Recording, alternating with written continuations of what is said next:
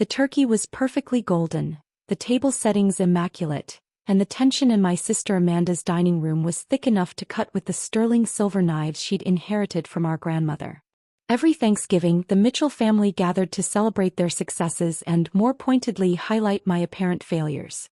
So, Sarah, my brother Michael adjusted his expensive tie, fresh from his promotion to regional director at Apex Innovations, still pushing papers in HR? I took a small sip of wine, hiding my smile. If he only knew that his recent promotion had crossed my desk for approval last week. Still at Apex, yes. You know, Amanda chimed in, arranging her place cards, making sure I was seated at the far end of the table as usual. Michael could probably help you move up. 20 years at the same company and still in middle management. It's a bit, well, pathetic, our youngest sister Patricia finished, not looking up from her phone. God, Sarah, even my intern makes more than you probably do. Our mother sighed dramatically, a gesture perfected over years of expressing disappointment in her eldest daughter. I just don't understand, Sarah. Your siblings have such drive, such ambition. Michael's running entire regions, Amanda's interior design business is thriving, and Patricia's already an associate partner at her law firm. And you're still just processing paperwork. If they'd bothered to look closer at those papers I processed, they might have noticed they all bore the signature of Apex's mysterious Sam Mitchell. The same CEO who'd turned a failing tech company into a global powerhouse over the past 2 decades, all while maintaining complete anonymity. Speaking of work, Michael puffed up importantly, did you hear about the major restructuring coming? My inside sources say the CEO is finally going to reveal themselves at next month's global conference. Probably some Silicon Valley genius who's been working behind the scenes. I hid another smile. The reveal was actually scheduled for today, right about? The doorbell rang. That must be James. Amanda hurried to the door. Michael's new VP is joining us. Harvard Business School, family money, exactly the kind of person you should be networking with, Sarah. The front door opened and a familiar voice called out, Mom. I brought that wine you love from the vineyard in Tuscany. The room froze. Every head turned from James, my son, Harvard Business School graduate, and newly appointed VP at Apex, to me, their supposedly underachieving relative. Did he just call you Mom? Patricia's phone slipped from her perfectly manicured fingers. James strode in, looking every bit the executive in his tailored suit. Hey everyone. Sorry if I'm late. The board meeting with the regional directors ran long. He shot Michael a pointed look. Some of the presentations needed significant revision. Board meeting. Michael stammered. But you're just a VP. Actually, James smiled, setting down the wine bottle. That was just a cover while we finalized the restructuring. As of this morning, I'm the new COO of Apex Innovations. He walked over and kissed my cheek. Though of course that's still subject to the CEO's approval. Right, Mom? The silence that followed was 2 decades in the making. The crystal wine glass in Amanda's hand trembled slightly as she struggled to process what was happening. My mother had collapsed into her designer armchair, her carefully maintained composure cracking like her expensive French manicure. This is some kind of joke, Michael finally managed, his face cycling through various shades of red. Sarah's just a low-level Chief Executive Officer, James corrected, pulling out his phone to display the company's internal announcement that would go live in exactly 3 minutes. Mom founded Apex Innovations 20 years ago. Built it from the ground up while maintaining complete anonymity. Pretty brilliant, actually. Patricia's legal training kicked in as she frantically opened her laptop. But all company documents list the CEO as S.M. Mitchell. Sarah Margaret Mitchell, I said quietly, enjoying how they flinched at my full name. Though most of the board just knows me as Sam, the CEO who turned down every public appearance and magazine cover to focus on actually running the company. Michael's hands gripped his chair. But I'm regional director. I've never even met the CEO. Actually you have, James grinned, pulling up a video on his phone. Remember last month's performance review? When you complained to HR about having to present to, and I quote, some middle management nobody? The color drained from Michael's face as the video showed him, arrogant and dismissive, presenting his mediocre regional strategy to me, his CO's sister whom he just called a paper pusher. That presentation, by the way, I added, is why your promotion includes a transfer to our new office in Alaska. The board, meaning me, felt you needed some hands-on experience in actually building something from the ground up. Amanda, ever the social climber, attempted damage control. Sarah darling, we had no idea. All these years we thought. You thought exactly what I wanted you to think, I cut her off. While you were all busy climbing social ladders and bragging about job titles, I was building a global corporation. Every promotion, every contract, every major decision crossed my desk, including your interior design firm's overpriced contracts, which are currently under review. The timer on James's phone chimed softly. Ah, there it is, he said, turning his phone to show them the company-wide announcement appearing on Apex's internal network. S.M. Mitchell, CEO of Apex Innovations, reveals identity after 20 years of revolutionary leadership. The attached photo, my official portrait as CEO, caused my mother to nearly faint. But the vineyard in Tuscany? Patricia stammered, staring at the wine bottle James had brought. One of our smaller investments, I smiled. Along with the building your law firm leases, the tech startup Michael's been trying to partner with, and about 60% of Amanda's client portfolio. The doorbell rang again. That'll be the car, James checked his watch. We have that board meeting in Tokyo tomorrow morning. Private jets waiting. Tokyo, my mother whispered. Global corporation, remember? I stood up, smoothing my simple but exquisitely tailored dress, the kind that only the ultra-wealthy know how to spot. Though before we leave, I should mention the other announcements going live right now. The notifications started hitting their phones simultaneously, company-wide emails, press releases, and financial alerts that made their eyes widen with each passing second. Effective immediately, Michael read aloud, his voice cracking. All nepotism-based appointments at Apex Innovations will undergo comprehensive review. Performance metrics will determine continued employment. Patricia, her legal training kicking in, scrolled frantically through the documents. Regional restructuring, merit-based promotions only. Alaska division under direct CEO oversight. She looked up at Michael with something approaching pity. The board unanimously approved these changes this morning, James explained, casually checking his Patek Philippe watch, a birthday gift from me that cost more than Michael's annual salary.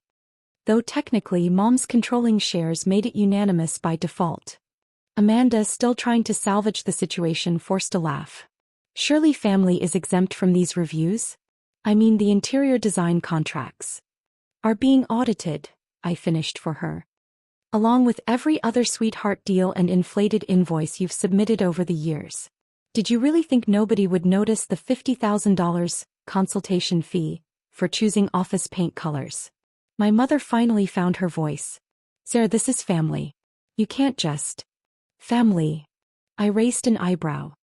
Like when you all boycotted James's college graduation because working in HR made me embarrassing to be seen with. Or when you seated us at the children's table at last Christmas because my lack of ambition might influence the cousins. James pulled up another document on his phone. Speaking of influence, here's an interesting analysis of how much company resources have been misused for personal gain by certain family members in the past 5 years alone.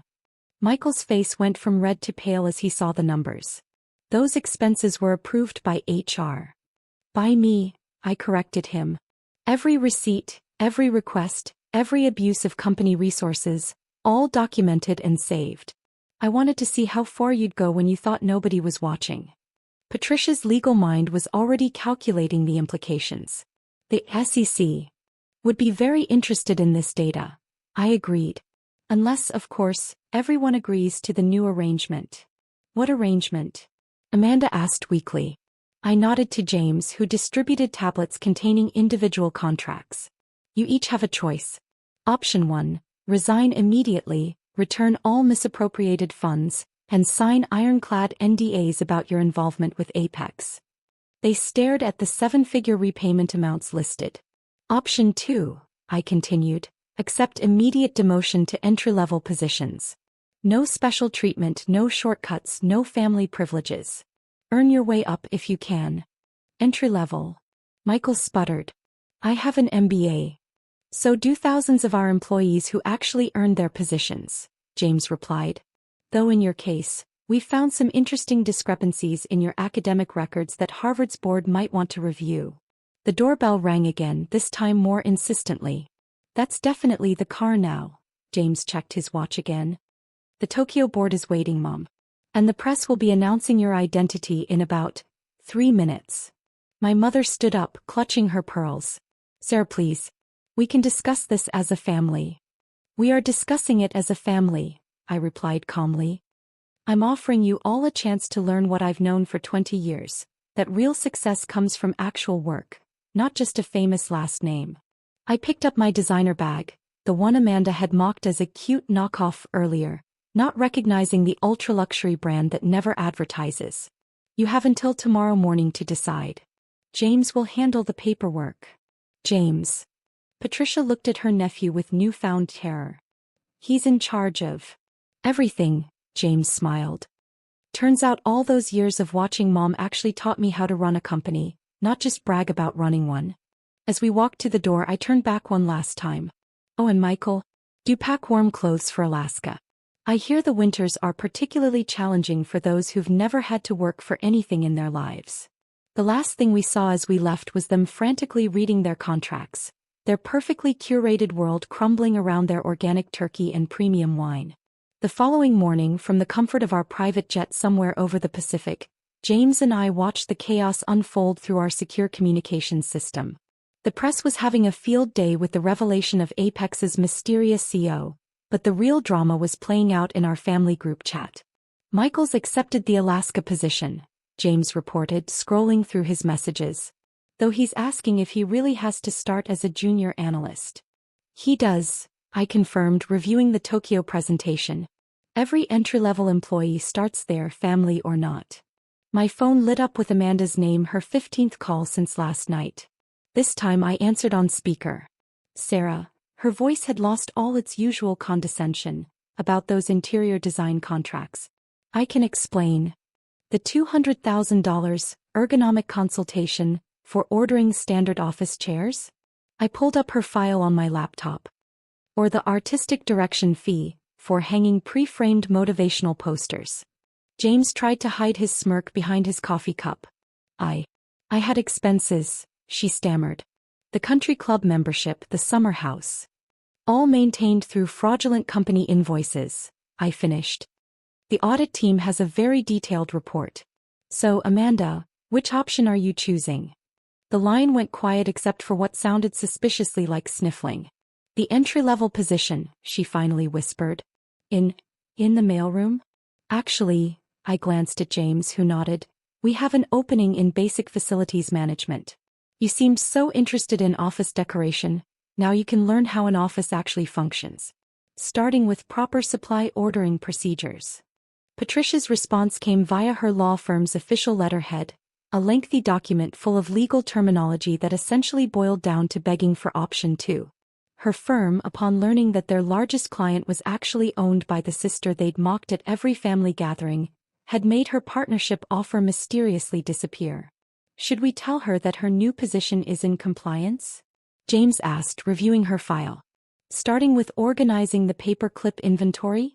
Let HR handle it, I smiled. The real HR, not my old cover position. My mother's response was perhaps the most surprising. Instead of choosing either option, she'd sent a handwritten letter that had just been delivered to the plane. Sarah, 20 years ago when you said you were going to work in HR at that struggling tech company, I called it a waste of potential. I couldn't understand why my ambitious daughter would choose such a mediocre path. Now I understand that while we were all performing success, you were actually building it. Every holiday dinner where we belittled your job, every family photo where we pushed you to the back, every snide comment about your lack of progress, you were the CEO we were all trying to impress. I don't want a position in the company. I don't deserve one. What I want is a chance to get to know my daughter, the real one, not the image we foolishly dismissed. If you're willing. James watched me carefully as I read the letter. What are you thinking?